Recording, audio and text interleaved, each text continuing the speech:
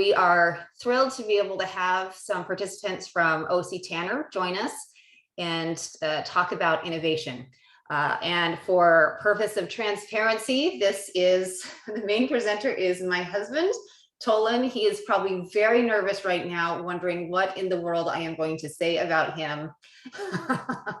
The good thing is he has no choice here. No matter what I say, he still has to make a presentation and put a smile on his face. So that will be fun.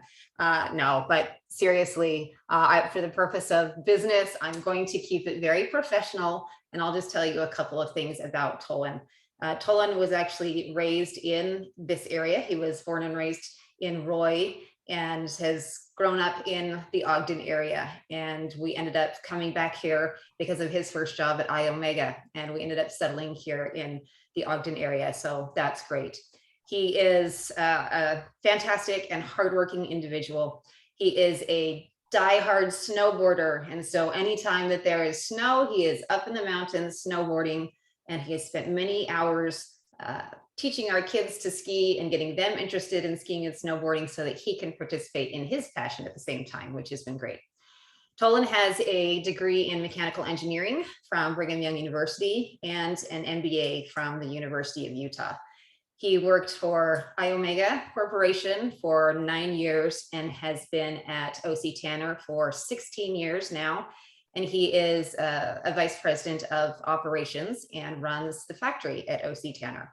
He is a Six Sigma black belt, and he is also a Shingo auditor, which means he gets to go into other organizations and evaluate to see who is running their operations the best. And then he's part of this group that presents awards to organizations who have operational excellence. So that's fantastic. He is a great guy, and I won't say any more because I don't want to embarrass him and make him uncomfortable, but we are thrilled to have Tolan Brown with us today. We encourage each of you, if you have any questions during his presentation, put them in the chat and I will ask him at an appropriate time. He's also going to have one of his colleagues, Adam Weston. Adam, you want to wave so people can see you? Adam will also be joining in, helping on this presentation about innovation. So we will turn it over to you, Tolan. Okay, thank you, Jody. That was very nice. And I'm going to tell a really quick story. Jody and I met in Jerusalem. We were BYU Jerusalem. We both did a semester over there. And this funny story that I had gone to my parents' house to pack and had gotten everything ready, but I hadn't had time to get a haircut. And back then I had beautiful, thick hair.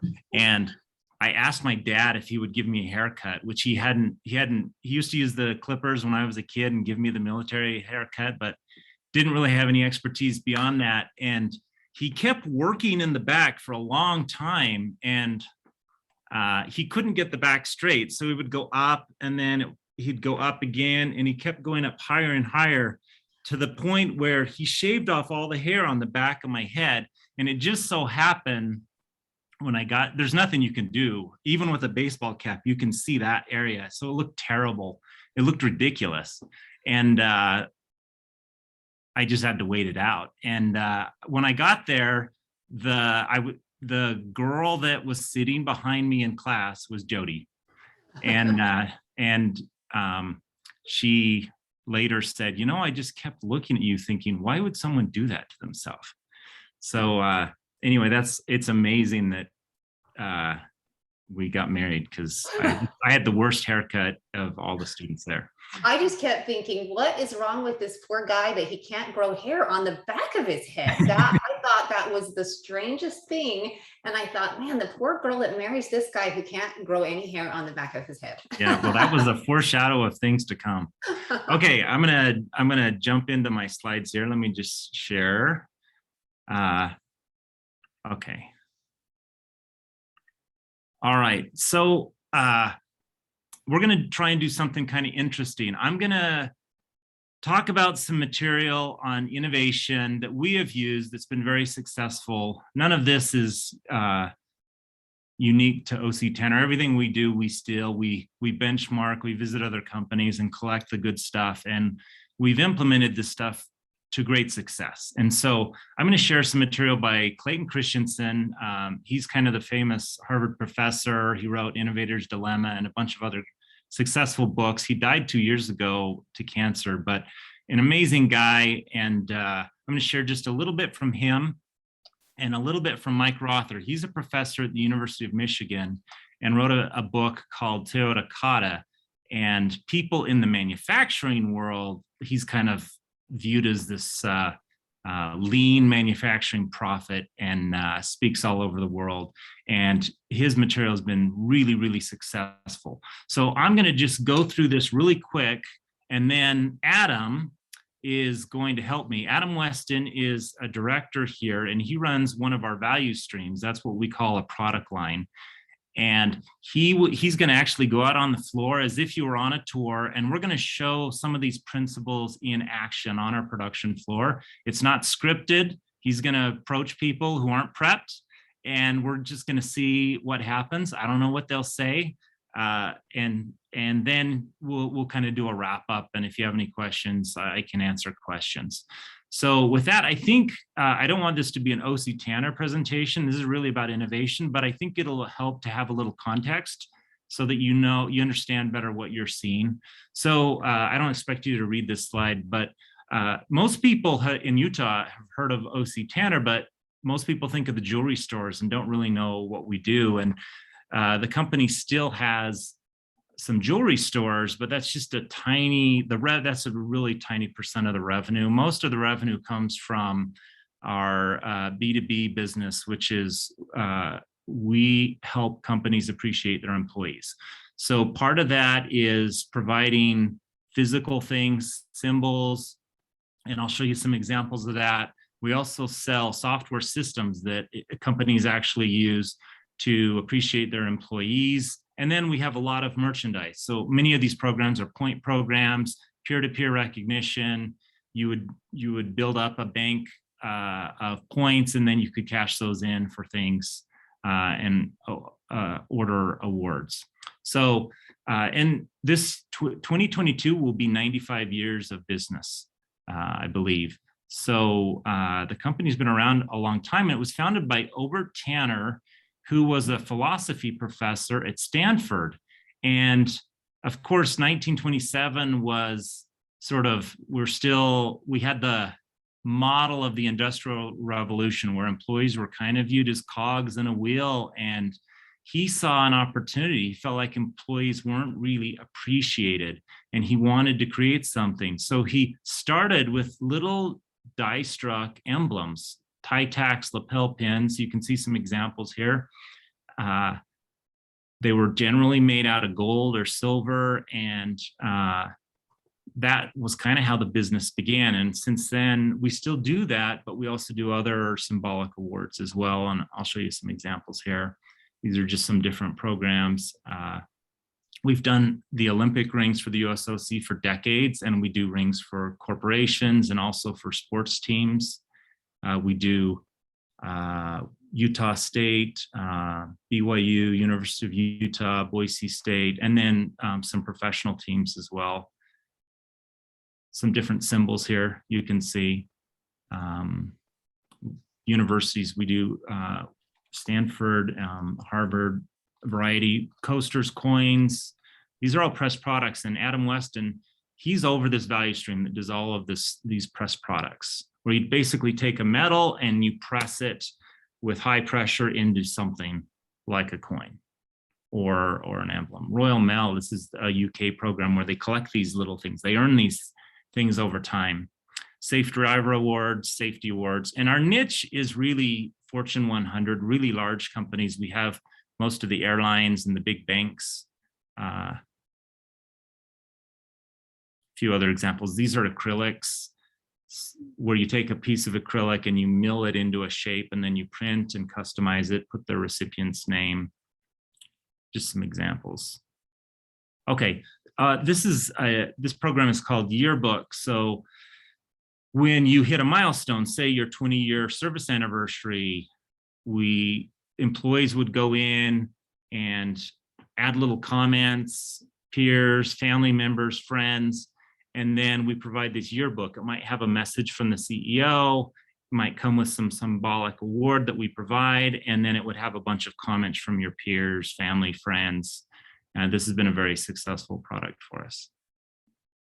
And one thing I'll just mention, I'm not going to go through this whole thing, but I'll just mention we're unique in that everything we sell is custom made for the individual. They're all made one at a time. We don't build anything to inventory. So until we have an order from a customer, we don't make it. We receive an order, we launch it, we manufacture it in a small U-shaped cell. There's no exits from the cell. In that cell, it goes into a box. They put a label, like a FedEx or UPS label, and it goes to the truck within just a few minutes. This slide just kind of shows our evolution over time. I'm not going to spend much time on this, but we'll just show some milestones. Since we decided to convert the factory from a bunch of departments to these little mini factories, these little cells, U-shaped cells, we've dramatically improved our metrics. The top metric there is efficiency, that's pieces per hour. So we've quadrupled efficiency. We're producing more with fewer people. You can see our direct labor headcount is about a third, and we're producing more awards. On-time delivery has gone up. And then the biggest factor is the time it takes to get an award through the factory. It used to take almost a month, and now we can receive an order and have it on the FedEx truck in under an hour. And our average is about 20 minutes. So this stuff has worked. I guess I only show this stuff to say that this material has really been, we couldn't have dreamed how successful implementing these principles would have been for us. So, and as I mentioned, we also source a lot of products. We have 2 warehouses in Salt Lake City that we buy and have a bunch of cool products available, luggage, anything you could want, canoes, TVs, anything like that. And we also have a manufacturing facility and a warehouse in Canada, and then a large warehouse in the UK, one in Germany, and one in Australia, and also a warehouse in India. And the reason for those is, of course, a lot of these things, it's quite expensive to ship these things around the world. So it's beneficial to have facilities closer to the recipients. And because most of our clients tend to be large multinational, they have employees all over the world. So it's really helpful to have warehouses around the world that we can ship from. It lowers the cost of shipping. So with that, let me just jump in to Clayton Christensen's material. He talks about innovation, and he talks about 3 types of innovation. And I'd like to just go over those: efficiency, sustaining, and market creating. And it's really helpful to understand the difference between them. Efficiency innovation is about reducing the cost of making and distributing existing products. So lean manufacturing, just in time, eliminating waste, that's all efficiency innovation, and allows people to get more done per person. So really, this doesn't increase jobs. This type of innovation reduces jobs. As you saw from our metric, we're producing more with fewer people. It frees up capital, and it's very beneficial because when you reduce the cost of a product, that money drops to the bottom line immediately. So that's one type. The second type he talks about is sustaining, and that's really where you take an existing product and make it better. So I use the example of a car. A Ford has an F-150 model, and every few years they'll come out with a new model. It's a little better, it's more efficient. It keeps the economy vibrant, it counts for most innovation, but it doesn't increase jobs, because all of those employees that made the old F-150, now they just make the new F-150. You can improve margin as you make improvements, and if it's done well, you increase market share. If you have an amazing product, you might lure some of those Dodge or Chevy truck owners over when they're ready to buy a new truck, but it doesn't create a ton of new jobs. All three are important, but the one that really grows GDP of a city, of a state, of a nation is disruptive or market creating innovation. And the examples Clayton Christensen uses, one is a refrigerator. There was a whole industry around cutting blocks of ice from lakes or going into the mountains and transporting that with wagons into the city. People would go into town once a week, they'd buy a big block of ice, they'd store it in their root cellar with their food to keep their food cold so it wouldn't spoil. And then they'd have to, once it melted, they'd have to go back into town and replace that. And if you think about that, there were people that had to cut the blocks of ice out of the lake, they had to transport it, there was a distribution network, there were stores that provided it. And when the refrigerator was invented, it displaced all of that industry. So those people were displaced, but it also created a whole new industry of people who built the refrigerators, who distributed them, who had to sell them, service them when they broke down. It created a whole new industry. And the point here is displaced workers in disrupted industries, they generally see this as a threat, but it's, as I mentioned, a great way to grow GDP. An example that's been in the news lately is TSMC in Taiwan. Taiwan is a country with about half the people of California, and yet the whole world depends on them because TSMC is so good at manufacturing chips, which are used in everything, all electronics. We can't build a car, we can't build a military tank without a TSMC chip. Computers, everything. So they have specialized, they have created technology for manufacturing chips that everybody needs, and it has dramatically raised the standard of living in Taiwan over the last 50 years.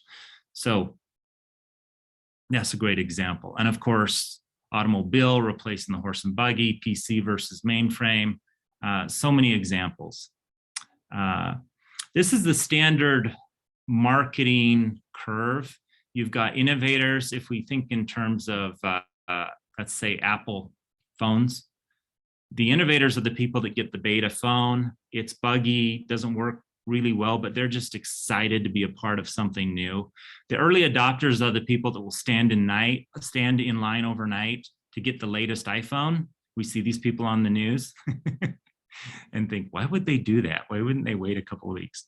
But they're just so excited. The early majority, they replace their phone every time a new one comes out. And then the late majority, they get a new phone when their old one gets too slow or they break it or lose it.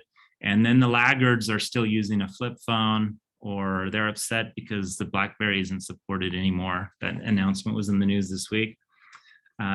So the trick really for a successful new product is bridging the gap between the early adopters and the early majority. That's where most new products fail. An example I can think of is Google Glass.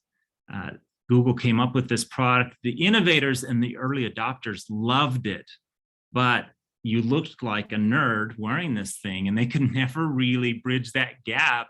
And eventually the product was canceled and they gave up on it. That doesn't mean someone else couldn't come along and do it. Apple could create something similar, maybe glasses that don't look silly, glasses that look cool, and that project stuff. I'm sure someone will eventually tackle that, and they will bridge that gap, the chasm between early adopters and early majority. And there's a huge amount of money to be made for whoever successfully does that. Okay, and then this curve, the point here is these disruptions are disappointing in the beginning. The first refrigerators broke and didn't work very well. Think of the first automobiles. It took a long time before Henry Ford came out with the Model T and really made the automobile mainstream in America. Before that, there weren't roads. They were trying to drive these cars on horse and buggy paths. They were getting stuck in the mud. It was just something, it was basically a novelty for rich people to show off in the beginning. But of course, once you move, and at some point you move above that disappointment curve, and then the growth is exponential.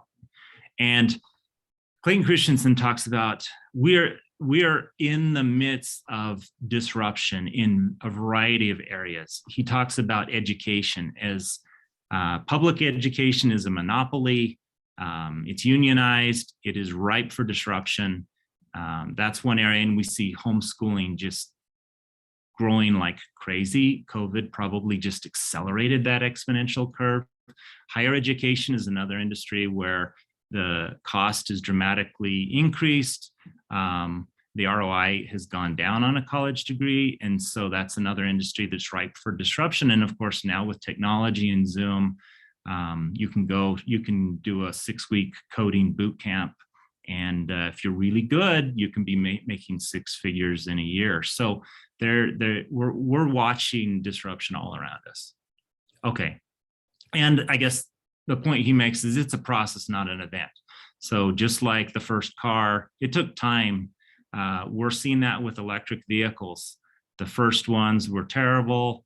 How do you charge it? They don't go very far on a battery, but of course, they've gotten much, much better. Tesla kind of made them cool, and you can go, you have more range. You could argue whether or not we're above or below the disappointment curve. We're probably still below it in some areas because it takes longer to charge than it does to fill up with gas, but there's no doubt we're going to move dramatically up that exponential curve, and that's going to have a dramatic effect on the economy.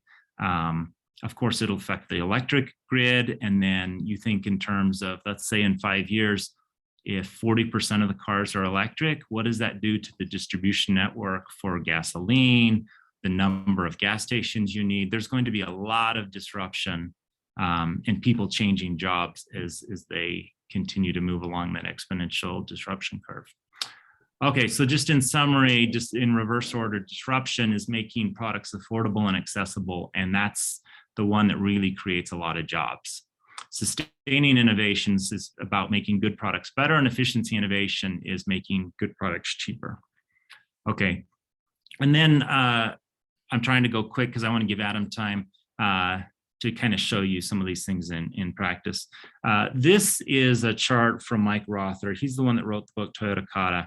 And he talks about adult learning theory and the fact that children are extremely experimental. They try new things, they fall down, they get up. They're constantly, anyone that's had a 2-year-old knows, they're just wired that way. And then as we grow up, that kind of gets beat out of us a little bit. We go through school, junior high can be traumatic. We learn that it's bad to have the wrong answer. And adults tend to be quite risk averse. So as we try and create organizations that are adaptive and are experimenting and are incubators where we can create these disruptive technologies, we need to help the people that we work with be comfortable working with uncertainty. And we have spent a lot of time trying to create a culture where that is safe, that we can experiment, and whether or not we succeed or fail, it's safe, and we learn, and we see even a negative outcome as a positive because we learned something and then we try something else. So he talks about, this is just about kind of neural pathways. As adults, we get burned into these neural pathways and get into a comfort zone, and we have to step out of that to really adapt and challenge and try new things. Going back to this curve, these people, these are the innovators and the early adopters. These are the people we want in our organizations, but a lot of times the culture of the organization squashes these people. They come in excited, and the laggards and the late majority, they just crush these people. This just shows kind of the path along towards the learning and the growth zone. I won't spend much time on it, but let me just say, as I get ready to hand this over to Adam, this is just a picture we took of one of our production cells. So as I mentioned, we eliminated all the departments and created these tiny mini factories. When I got to OC Tanner 16 years ago, these cells had about 15 people in them. And over time, as they've gotten more efficient, they've shrunk. Today, most of the teams are between 2 and 6 people. And they are little self-sustaining units. They're like a small business. These people make the products. It would be ridiculous for me to come in and tell them how to do their job. They know how to do their job. My job as a leader is to support them, to teach and train them, and help them as they try to experiment and learn and find ways to do things better. We'll talk a little more about that. So as leaders, we set really aggressive goals that we don't know how we're going to achieve them. And then we encourage our team members to do experiments and move through this sort of cloud of darkness towards that goal. So first of all, we set a challenge. Secondly, we help the team grasp the current condition. Where are you now? And then set a target somewhere in between, and then conduct experiments. And we would like to have our teams conducting an experiment every single day. So they come into work, they might say, you know, we have 5 people, let's experiment with running with 4 today and see if that's more or less efficient. That's an experiment we can do in one day. And then we set a hypothesis. We think we'll be more efficient if we run with 1 person less. And then they run the experiment. And then the next day they analyze it and say, were we more efficient? If they were, that's new knowledge. If they weren't, that's knowledge as well. And then we set up another experiment. And the threshold of knowledge, you really can only see a little ways in front of you. I use the analogy of having a flashlight that you're just shining about a foot or 2 in front of you. And you really can't see what's further out until you take the next step. And as you take that step, the light goes a little further in front. And now you can see an obstacle. You might see a rock or a hole, and then you can adjust and take another step. That's what we're trying to do. Okay, so with that, I'm going to turn it over to Adam and have him just kind of show you some examples of this. So let me stop sharing. Okay, good. Can you guys hear me? Awesome. Okay, thank you, Tolan. So before I lead you around and show you a few things, if you want to pin your image so that it's bigger and not a small little blip, that makes it a little bit more useful when you're taking the tour virtually. So just a little tidbit of information that might be helpful. So here I am out on the floor, and our factory, there's about 17 on days and close to about 13 or 14 on nights. We have over 30 teams that are producing those awards that Tolan showed you. And those awards, they vary from all different shapes and sizes, and a ton of them, as Tolan mentioned, they're custom, one piece, one off, specific names that we need to nail. And so as we're producing those pins of those awards, they are highly complex, and they each need to take almost a different route through the cell. So it can be very difficult to produce. And so that's why we are completely stoked and proud of the results we've been able to see, but also completely unsatisfied with where we're at and wanting to get to the next step as well. Hey, Dave. Anyway, so I wanted to show you guys the floor first, because a ton of this innovation and the growth that we hope to achieve and that we have achieved has spurred from, honestly, from our appreciation and our recognition for every individual. We pride ourselves and take a ton of, I guess, responsibility in respecting and appreciating those that we work with. I feel like there's oftentimes where companies will come and they'll say, where did you find all these amazing people? Like, why can't we find them? And the reality is they're there. And Tolan has told me many times, he looks for the shiny eyes, right, Tolan? Where it's every organization has them, but sometimes the way the company is set up, or maybe even the environment or the culture that they have, it makes those shiny eyes not as visible and doesn't appreciate and value what each individual brings. We have people from all over the world here at OC Tanner. Since Salt Lake City is an international refugee hub, we love bringing in as many people as we can from all different backgrounds and all different races, religions, you name it, right? And so we have over, I think, 40 different languages spoken here, and from Bosnia, Vietnam, Croatia, all different places in the world. And we absolutely love it and feel like we've got the best people in the world. So in order to show that kind of respect, I want to point out a couple of things. So you'll notice here, I'm pointing out these windows back here. The way OC Tanner is set up is usually it's the CEO and the executives that have these really big fancy offices in the corner of the building with these beautiful views, but not here at OC Tanner. Our CEO is in the very middle of the building, and many of our executives don't even have offices at all. They have little desks that they sit at. We want to save that beautiful prime real estate for those that are adding the value and those that are innovating and those that are driving change and doing the day-to-day work.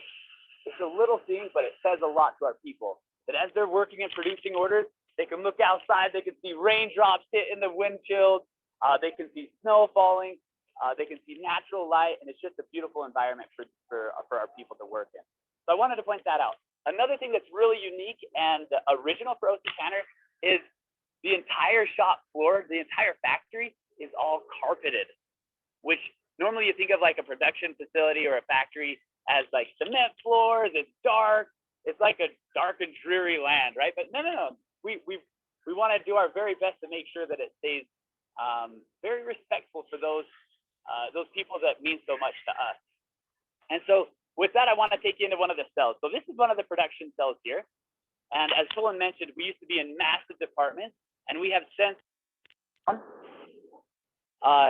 and all the orders are produced from start to finish in the cell, right? And so it starts out as a big chunk of metal, I hope. Hey, Leon, don't mind me. It starts at the very beginning of the cell at this little station here where they will launch the order. And it starts as a big chunk of metal, and it goes through process to process. Next one is it presses the image into it, then it turns it into a little piece that we trim, and then we set stones into it, we plate it, and then it goes all the way around the cell. And it ends up shipping just 20 minutes later, right out the door here. And so just so you guys have an idea,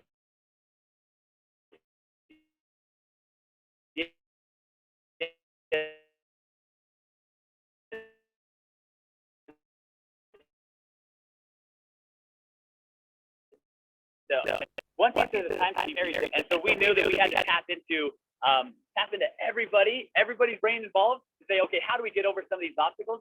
And like Tolan said, it's bit by bit and being uncomfortable with many failures. And so I wanted to snag Lynette. Hi there, Lynette. Hi. This is Lynette. Lynette, how long have you been with the company? 44 years. Is that amazing or what? So Lynette, tell us, how many different teams have you been in throughout the company? Probably 20, 25 or more, because, we move around and, and that helps us because we learn. You learn from everyone and every different process that you do. So, yeah, it's been a lot. So Lynette. Nice journey. Oh, absolutely. And Lynette's been a big part of, the results that Tolan showed, where we've seen a huge decrease in WIP. The delivery time or throughput time in the teams have dropped from like 26 days to 20 minutes. Lynette is the backbone. So I feel like we are I don't know about that. Honestly, and the mentality around it, like that's Lynette. And that's what you'll see in many of our team members. She does a great job of representing that. So I wanted to snag her and I wanted to talk to her about the improvement kata that Tolan just mentioned. So here we are at her board. And as I said, we've got 30 different teams throughout the factory, and they all have a challenge and a target condition like this, a bold, aggressive, holy smokes, how are they going to get it type of challenge? And so I want to talk to Lynette about her. So we've got night shift here on the left, and we've got day shift here on the right. So since we're on day shift, we're going to zone in on that one over there. So Lynette, tell us about what is the challenge that you as a team saw on the floor? So we want to standardize our workflow, and we have a lot of different companies that we call our keepers. Yeah. And we have them on our team, and so we do get really, really good at them. But one thing we felt like we really needed to narrow down was the flow, because we need a standard flow on those. Anytime you can standardize your flow and keep your WIP down, everything just runs smoother. Mm-hmm. You also know what to forget. You know what you're gonna get that day. Yeah. and we tried to narrow it down to how many team members. Sometimes we're a little shorthanded, and so we do it with less team members. And so we wanted to really get good at, okay, what processes am I going to do today if there's only 2 people, or if there's 3 people, or if there's 4 people. Yeah. So that's what we've done on FedEx on our team. So, and just to maybe touch in on that too a little bit.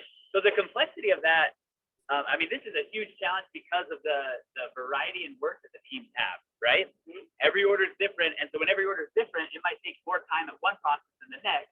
Yeah. And so this is a massive challenge. It's something Right. we've honestly been going after for years and haven't Yeah. tracked, right? Yeah, right. So what is your guys' challenge then? What are you guys trying to do? What's your goal? So what we're trying to do is standardize the flow and bring our cost per piece down to $1.50. Okay, and what is it at currently? Well, right now, where we started, it was at 251. 251 Yeah. to $1.50? Yeah, Okay, what is that? Like Yeah. almost a whole. 40%? Yeah, or so yeah. improvement? Okay, Yeah. and that's in 6 months, right? Yes. Okay, perfect. Yeah. And how's your progress? So we've done quite a few experiments, and this is my record cycle. And so the last one that we actually did, we did it with 3 people, and we reconfigured the line. And Okay. you know that's near and dear to my heart. I really like that. I know that. I know that. And So- maybe that's worth pointing out. All of the equipment, we've designed the equipment so that it's on wheels, so that as the operators see opportunity for improvement, or just as Lynette mentioned, as they see opportunities to move processes closer together, Yeah. or remove processes from the line altogether, Yeah. it makes it really easy for them to just own their work and do what makes sense to them. They're the Yeah. geniuses, right? They can figure it out, and they often do and blow us away. So carry on. Sorry. That's okay.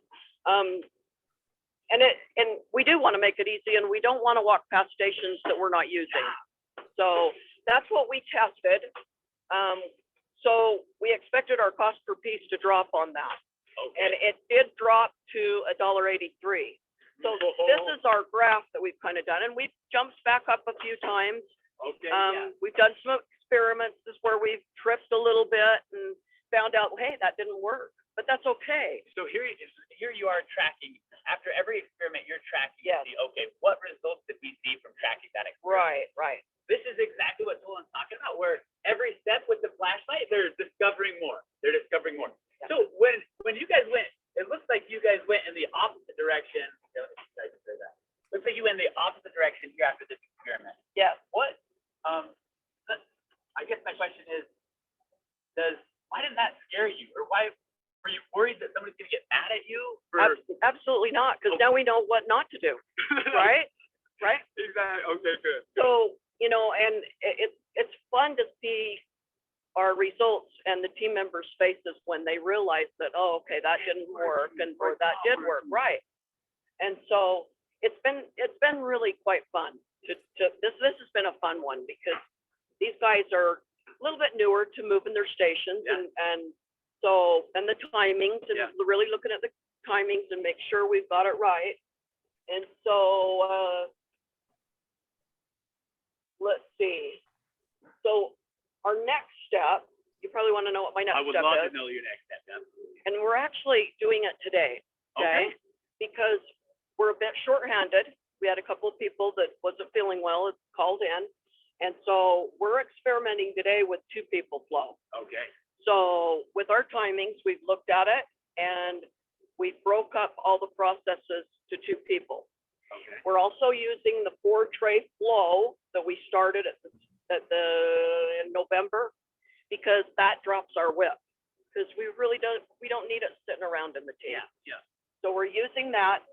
Now, our experiment today is going to be kind of interesting, because we did leave the stations in, because we are going to jump back to Delta Airlines tomorrow. Okay, you're switching between 2 different product Right, families. Okay, right. makes So sense. we did want to kind of get the experiment with the stations in with 2 people, because we haven't done this yet. And then the next time we're going to try the 2 people with all the stations out, Brilliant.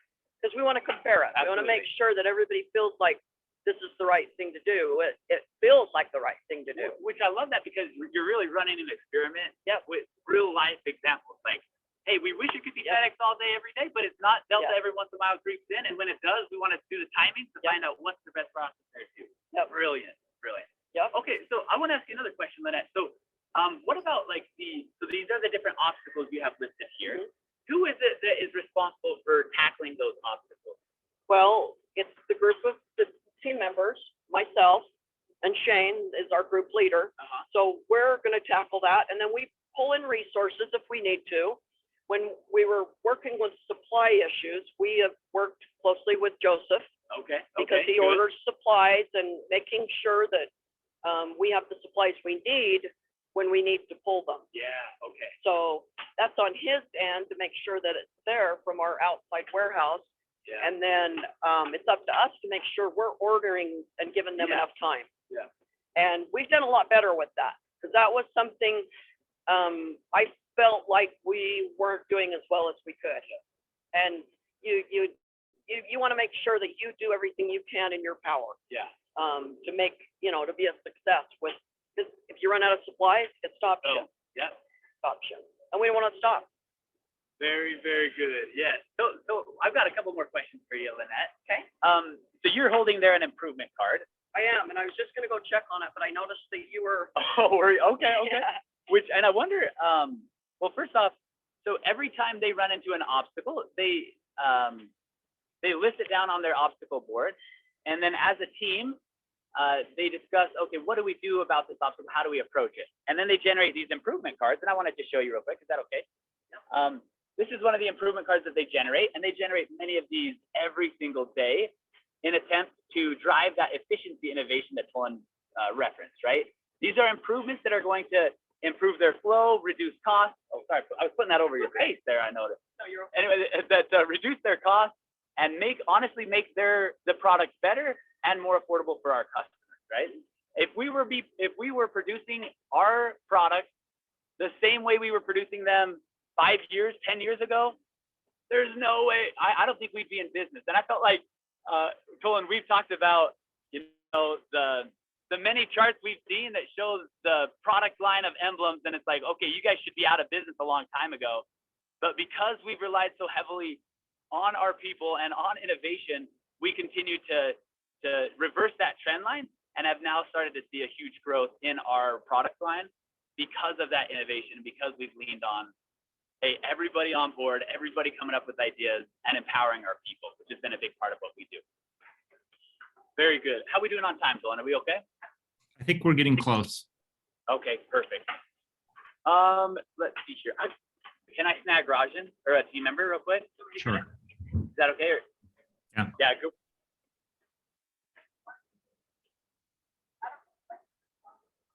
So as you guys see, that experimentation phase is critical because every time an experiment happens, if you're you got to use data. And then as you track it and they can see, that's part of the learning and the growth. If you're not tracking the data, that was something we discovered early on was if you're not tracking the data, it's not learning that's happening, right? It's guessing and then it's hoping. And because we've been able to track some of that data and run those experiments, that's what's really helped these teams be successful. Rajan, I'm sorry to bug you, man. I just wanted them to meet you real quick. This is Rajan. Rajan, where are you from and how long you been here? I'm Rajan Patel and I'm from India. I've been working over here for almost 24. Almost 20, how many? 24? 24. Rajan, that's amazing. So 25 next year. Next year, 25. All right. Yeah. So we've just got a few minutes, but I wanted you guys to meet Rajan. Rajan is a team member here. And he's working, this is his improvement kata that he's working on with Lynette. Rajan, so tell me what was your most recent improvement card that you did? And I'm putting you 100% on the spot. I didn't even prep you for this. What's the recent improvement card that you've been working on and why are you working on it?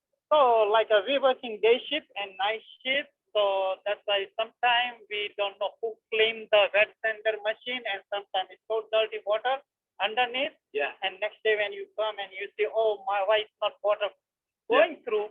And then we decide we're going to make a timing sheet. So we're going to sign each person who does the cleaning. They sign and date it. So next time we know, oh, it's almost time to clean up. And this time it's a day shift time to clean it. So somebody can jump in and clean. So that's why I'm more organized instead of just assuming when did and who did it, Yeah. So that And how does that help? How does that help you or help the customer? it's help like if you're not gonna be stuck in something in the middle of that. You know, if you prepare in advance, you clean, then all day is gonna run fine. Yeah. Instead of sometimes it's not going water, then you stop whole line because you cannot do anything until maintenance clean and make sure it works. You know. Absolutely. Very cool. Good job on that. That's a big deal. And Rajan, so when you guys have quality issues, or when you guys are going after these big challenges, who owns them? Actually, if you do it, then you did it, and it's responsible for also the team. You know, Yeah. make sure they got in the right beginning, so they don't have to work flow all the way back to start all over again. So it's better everybody do check to and verify, so that they you got in a right away instead of all the way back. Brilliant. I think. Rajan, thank you so much for letting me bug you. I'll let you get back to your team. Appreciate the time. Okay, thank you. So I wanted to just snag Rajan for a second, just to highlight that. Thank you again, Rajan. To highlight the ownership that you'll find when you empower and respect your people. And when you do that, you see incredible results like they just showed, of 40% in 6 months. That's insane. And that's just a little snippet or inside peek at OC Tanner. We'll go back to you, Tolan.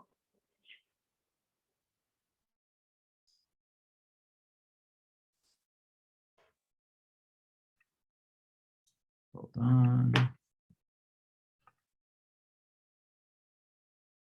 Oops. Tolan, we had a couple of questions. Can we ask a few questions that have come up? Yeah. Okay, so we had a question that says, does OC Tanner go through this type of procedure on every item that they make? How do yes, we use this methodology everywhere in the factory. And the idea is really just creating a learning experimental culture. And I think these principles work in any organization, in a team. It works with the soccer team. If you're a coach, it works in a family. Yeah, we use it everywhere. So that's another question, is how might this be applicable to people who work in an office environment as opposed to in a factory? Yeah, so let me show you this little, I'm skipping these. So the improvement cards, you'll see these everywhere, including in an office environment. And the idea is you see an opportunity or something that bugs you or something that could be better, you fill out the card. And then you go to the resource that can help you with that card. If you can fix it, great. And I would say 80% of these are done inside the team. The team can do it themselves.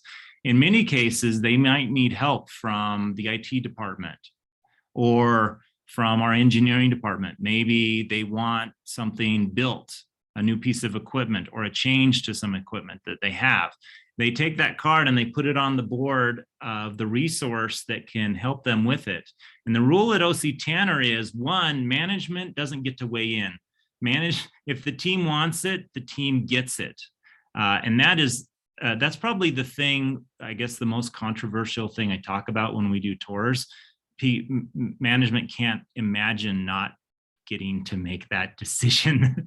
But Adam will testify, if the team wants it, we build it for them. And if it ends up in the dumpster a week later, we consider that a success because they tried something, it didn't work, and now they know to try something different. Think if a team wanted a new piece of equipment or a change to their equipment, and they went to Adam, and Adam said, no, I don't think that's a good idea. How does the team feel? Are they going to give you more ideas or fewer ideas in the future? So we say yes, and within reason. Obviously, they can't spend $1 million, but we try and give the teams anything they want. And if they try something and it fails, then we chalk that up as learning, and we say, all right, what's the next experiment? That didn't work. What else should we try? And in many organizations, the support areas forget that they're supporting the folks doing the work. So technicians, engineers, software, IT department, Their role really is just to make the job of the people adding value easier. And so we work really hard to make sure, one, we hire the right people with that kind of that mindset, and two, that they don't get to say no. They can have a conversation and they can suggest alternatives, but in the end, we try and give the teams what they want. I don't know if I answered that question. Yes, and do all departments at OC Tanner have these improvement cards and boards? Yes, some departments have different versions of them, but everybody is using something like this. Okay. And I'll just point out on the back of the card, the team owns that. Whoever comes up with the idea owns that. And on the back of the card, they calculate at the end how much savings came from my improvement. So they own it from start to finish. It actually has a little carbon copy. So you peel off the back and then you take it to the resource that can help you. So I go put it on the board of the IT department or on the board of the engineering department. Adam's holding up an example. Yeah.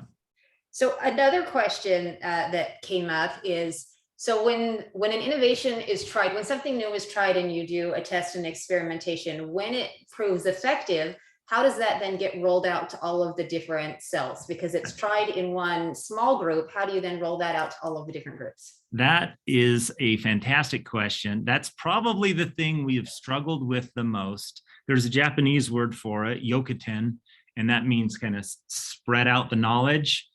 So we have a few systems that help us do that. One, every 6 months, you noticed in the example Lynette was talking about, they're trying to reduce their cost by 40%. Did you catch that? 40% in 6 months is their goal. That's their team goal, and they're going to hit it. And when we, at the end of this strategy period, we get together in our auditorium and every team reports, this is what we said we would do. This is the result we achieved. We hit our goal or we didn't. There's some accountability there. And we have a little career fair after we present in the auditorium where the team set up examples, pictures, pieces of equipment, a product, whatever they want to show. It's like a science fair project, you know, where you go down the rows and you see all the science fair projects from the kids.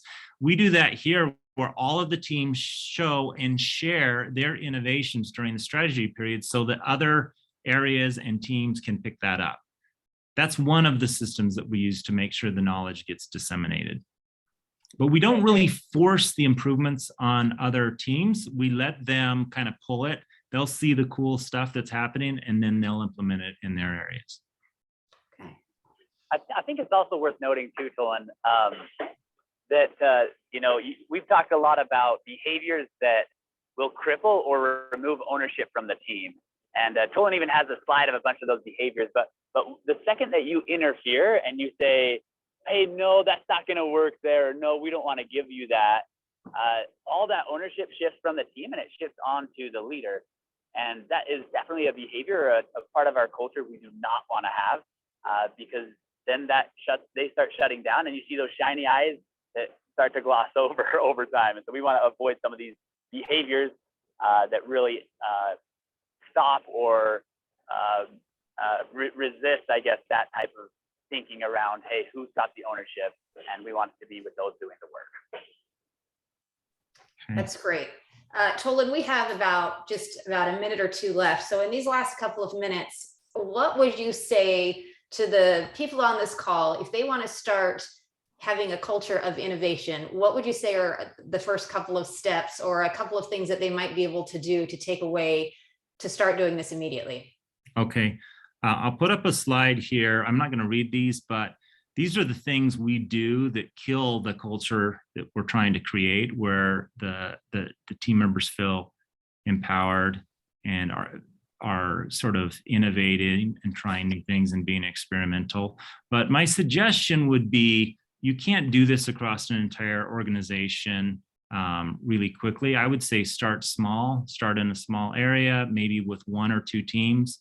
I would say don't force it upon them, but find those innovators, that marketing adoption curve, find those people with the shiny eyes who want to do this, who want to try new things, and create a little microcosm where this can be successful. Stack the deck to where they're going to be successful, and then just as we talked about on this curve. Start with those innovators, have some successes, and you'll see you'll have an opportunity to then bring in some of the early adopters, and you'll start to see others jump on board. The early majority will start to move that direction, and eventually you'll get the late majority. The laggards you have to let go. You can't have them in your organization because they drag you down. So you can't be too shy. If people aren't going to jump on board, eventually you have to let them go. I will also mention the area where we struggled the most wasn't with the production folks or the people doing the work in any department. It was management. Management was our biggest obstacle. People get promoted because they're good at solving problems, and then once they're in management, they want to solve all the problems. And we worked really, really hard to shift to a mindset where management is teaching and training and supporting, but not solving the problems. That's great. And would you say that the cards that you have, is that something that you would suggest implementing right off the start? Is that something that's important to have, is the identification of the problems? Yes, but I mean, it was something we started with, but the card has evolved over time. So it could be as simple as starting with a Post-it note and putting on the a sign on the board that says, "What bugs you?" Everybody list what bugs you, and then everybody can write those on the board. Start with the board. Start having huddles. Start with the board. What bugs you? And then let's just pick one of those Post-it notes and attack one thing that's bugging us. That would be a great way to start. All right, love it. Well, thank you. We are out of time. We want to thank Tolan and Adam for taking the time to do this. What a great opportunity for us to learn a little bit more about innovation and to see it implemented real time, real life on the factory floor. You can see that OC Tanner they love what they do. They're passionate about it. They get people on board who are excited about being able to be part of the change and to be able to innovate. And this was really helpful. We have some very nice comments of people who are saying thank you and applauding the work that you do. So thank you, friends, for joining us today. We appreciate you sharing your successes with us, Tolan and Adam. And if anyone wants to follow up, this video will be made available later on the Chamber website. And if you have any questions, feel free to let us know and we can pass them on to Tolan and Adam. But thanks everyone for joining us. And we will not have a morning speakers event in February. The next one will be in March.